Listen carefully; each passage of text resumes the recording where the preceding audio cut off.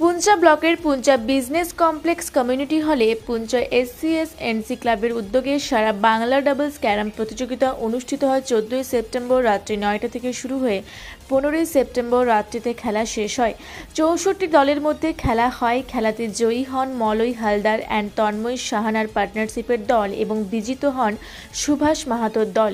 এই খেলার ফিতে কেটে শুভ সূচনা করেন পুরুলিয়া জেলা পরিষদের সহ সভাধিপতি সুজয় বন্দ্যোপাধ্যায়। খেলা শুভ সূচনা হওয়ার পর সাংবাদিকদের মুখোমুখি খেলা বিষয়ে জানান বিশিষ্ট সমাজসেবী মলয় হালদার। সঙ্গে উপস্থিত ছিলেন খেলার প্রধান উদ্যোক্তা দিলীপ মুখার্জি, সুভাষ মাহাতো, কল্যাণ দাস সহ ক্লাবের সমস্ত সদস্যবৃন্দ ও এলাকার ক্যারাম প্রেমিকগণ। ডবল ক্রাম প্রতিযোগিতা এই যে আয়োজন, এই বিষয়ে আপনি কি বলবেন?